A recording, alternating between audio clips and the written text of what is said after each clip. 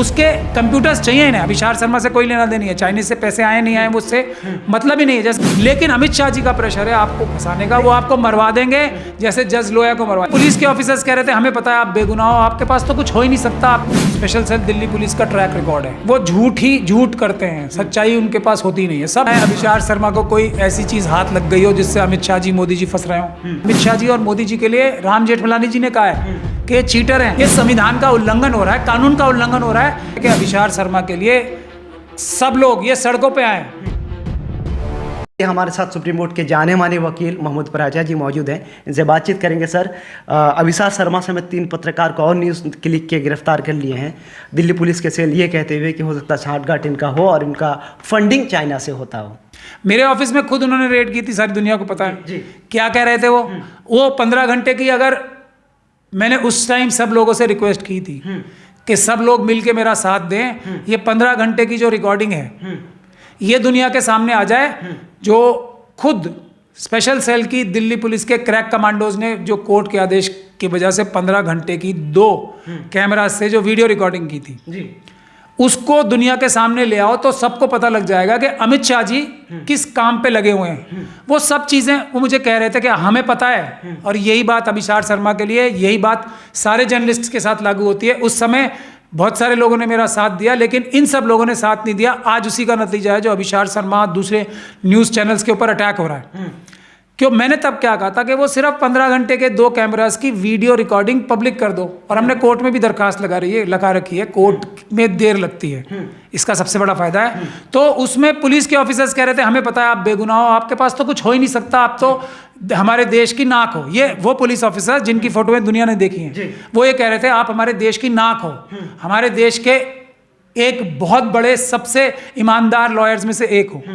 लेकिन अमित शाह जी का प्रेशर है आपको फंसाने का, वो आपको मरवा देंगे जैसे जज लोया को मरवा। ये बातें उस रिकॉर्डिंग में हैं। तो वही काम तो अभी अभिषार शर्मा के साथ हो रहा है। उसके कंप्यूटर्स चाहिए इन्हें, अभिषार शर्मा से कोई लेना देनी है, चाइनीज से पैसे आए नहीं आए मुझसे मतलब ही नहीं है। जैसे मेरा कंप्यूटर चाहिए था, उसमें अमित शाह जी के खिलाफ क्या सबूत हैं, उसमें मोदी जी के खिलाफ क्या सबूत हैं, उसमें आरएसएस के खिलाफ क्या सबूत हैं, वो सबूत हमसे छीन के मिटा सकें। मैंने तो उन्हें नहीं ले जाने दिए, लेकिन अभिषार शर्मा और दूसरे लोग उसको रोक नहीं पा रहे हैं। अगर मेरा साथ अब भी लोग दें तो वो 15 घंटे की मुहिम चलनी चाहिए एक सबसे बड़ी देश की।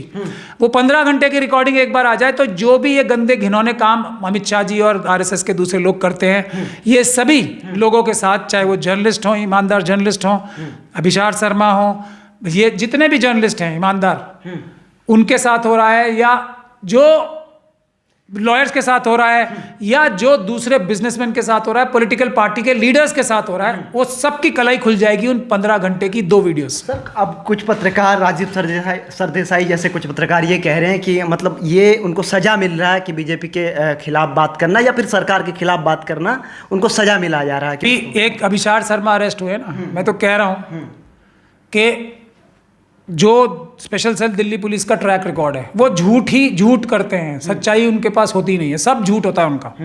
लेकिन सर 90% में, लेकिन आज जो जर्नलिस्ट हैं, जो अभिषार शर्मा के दोस्त थे, वो कहाँ हैं? मैं उनसे सवाल कर रहा हूँ, कल उनका भी नंबर आने वाला है।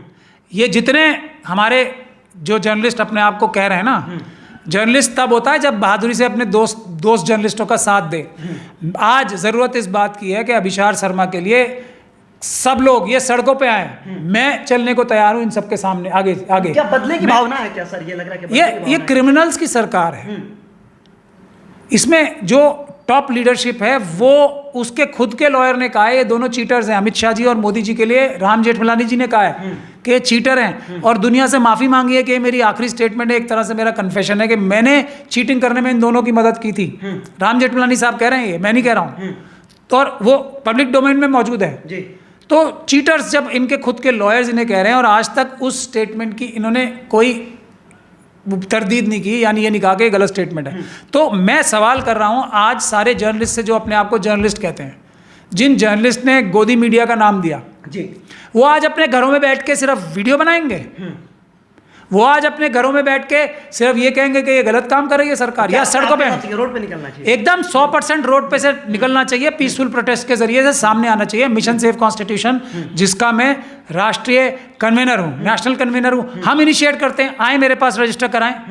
अगर ये 100 पत्रकार भी मेरे साथ आ जाएंगे, मैं मार्च करूंगा होम मिनिस्टर साहब के घर के ऊपर। लेकिन सवाल उठ रहा है सर कि बिना नोटिस के इस तरीके से पत्रकार को गिरफ्तार कर लेना, फिर अम्बेडकरवादियों के पीछे सबको क्यों आना पड़ेगा? अम्बेडकरवाद को क्यों सबको मानना पड़ेगा? क्योंकि हम ही हैं जो संविधान की रक्षा करने के लिए जान हथेली पे लेके आगे निकलने को तैयार हैं। ये संविधान का उल्लंघन हो रहा है, कानून का उल्लंघन हो रहा है।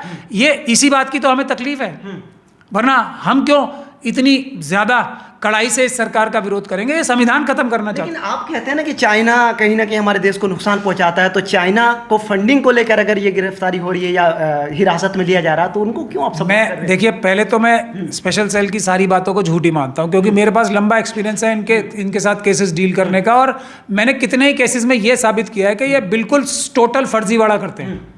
दिल्ली की स्पेशल सेल तो खास तौर पे, मेरे केसेस में तो ऐसा ऑलमोस्ट हर केस में साबित होता है, ठीक है, और उसमें ये बैकफुट पे भी रहते हैं हर केस में मेरे।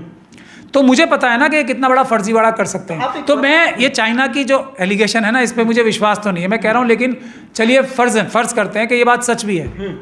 तो कितने पैसे लिए होंगे न्यूज़ क्लिक ने चाइना के थ्रू? अगर ये बात सच भी मान लूँ इनकी ऑन फेस वैल्यू, तो इनका नंबर तो लाखों ऐसे लोग इनसे ऊपर है ना। अडानी से शुरू होती है कहानी, चांगचुंग लिंग और दूसरे लोगों से, चाइना की कंपनी से, चाइना की जो कम्युनिस्ट पार्टी ऑफ चाइना है उसकी जो सिस्टर कंसर्न्स हैं, पीपल्स लिबरेशन आर्मी की सिस्टर कंसर्न्स हैं, उनसे कितने पैसे अडानी जी ने लिए हैं, अंबानी जी ने लिए हैं, देश के दूसरे बड़े बड़े बिजनेसमैन ने लिए हैं, बहुत सारे। ये जैक मा की कंपनी तो हमारे देश में, ये पेटीएम और ये सब चल ही रही है ना। ये सब कहाँ क्या हो रहा है? तो अभिसार शर्मा का और न्यूज़ क्लिक का नंबर तो उन लाखों एंटिटीज़ के बाद जिन्होंने हज़ारों करोड़ से ज़्यादा ले रखे हैं, उनके बाद नंबर आएगा ना। तो पहला सबसे बड़ा चोर पकड़ने का काम है, या जो पायदान में सबसे नीचे आता है उनको पकड़ने का काम है। बीजेपी और मोदी का क्या बदले की भावना? नहीं, मैसेज भेज रहे हैं ना बाकी सबको कि सुधर जाओ, कुछ मत बोलो हमारे खिलाफ चू मत करो, और सोचो भी मत हमारे खिलाफ, हमारी करप्शन के बारे में बिल्कुल कोई खबर नहीं करेगा। ये मैसेज दे रहे हैं। मतलब ये लग रहा है कि आपको लैपटॉप और मोबाइल इसीलिए जब्त किया जा रहा है कि उसके खिलाफ अगर कोई बात भी हो तो कम से कम हो सकता है अभिसार शर्मा को कोई ऐसी चीज हाथ लग गई हो जिससे अमित शाह जी, मोदी जी फंस रहे हो, निर्मला सीतारमन जी फंस रही हो, कोई बड़ा आरएसएस का वर्कर फंस रहा हो, कोई बड़ा आरएसएस का ऑफिस बेयर फंस रहा हो सकता है कुछ, और वो अब मिटा रहे होंगे उसको। बड़ा आरोप लगा रहे हैं सर। मैं कह रहा हूँ हो सकता है ना ऐसा भी, वरना अभिसार शर्मा एक जर्नलिस्ट है, ऐसे हजारों जर्नलिस्ट हैं, इसको क्यों अटैक किया ऐसे? और लैपटॉप और कंप्यूटर क्यों चाहिए इनको? ये है महत्वपूर्ण बात। बैंक डिटेल्स चाहिए ना, चाइना से पैसे आए हैं, यही तो एलिगेशन है। तो बैंकों में होती है ना अभिसार शर्मा के बैंक डिटेल्स, ये कंप्यूटर क्यों चाहिए? जर्नलिस्ट का प्रिविलेज्ड होती है कम्युनिकेशन, अपने जो सोर्स है उनको प्रोटेक्ट करना जर्नलिस्ट की ये सबसे प्राइम अहम ड्यूटी होती है। वो कैसे ले लेंगे? कैसे ले लेंगे?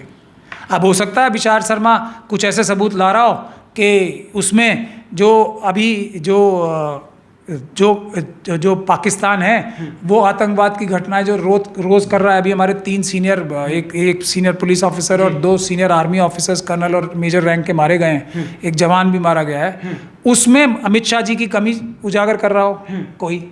अमित शाह जी तो जिम्मेदार है ना बॉर्डर सिक्योरिटी फोर्स के।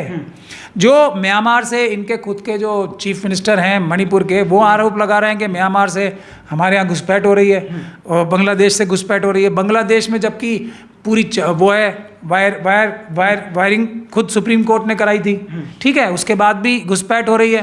तो अमित शाह जी की कमज़ोरी है ना ये।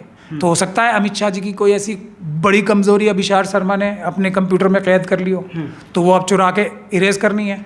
कुछ भी हो सकता है ना। जब विश्वसनीयता इन्वेस्टिगेटिंग एजेंसीज की ऐसी हो गई है कि जो सबसे बड़ी इन्वेस्टिगेटिंग एजेंसी है सीबीआई, उसको सुप्रीम कोर्ट तक मजबूर होकर केज्ड पैरेट बोल रहा है, तो इस हालात में ट्रांसपेरेंसी इन्वेस्टिगेशन में बहुत ज़रूरी है, जिसको स्पेशल सेल दिल्ली पुलिस बिल्कुल बरकरार नहीं रखेगी। वो एकदम गैर कानूनी काम करते हैं। दिल्ली जो स्पेशल सेल के जो बहुत सारे ऑफिसर्स हैं वो गैर कानूनी काम करते हैं। हमने उन्हें अपने बहुत सारे केसेस में गैर कानूनी काम करते हुए पकड़ा भी। ये एंटी नेशनल एक्टिविटी है। अगर किसी जर्नलिस्ट को इसलिए पकड़ा जा रहा है कि उसके पास जो देश की जनता को बताने के लिए बड़े बड़े अधिकारियों की, आरएसएस और बीजेपी के बड़े बड़े नेताओं के खिलाफ कोई ऐसी खबरें थी जिनसे उनका गंदा घिनौना चेहरा बेनकाब हो जाएगा, उसको मिटाने के लिए, उन सबूतों को छुपाने के लिए, डिस्ट्रॉय करने के लिए अगर ये उस भावना से की जा रही है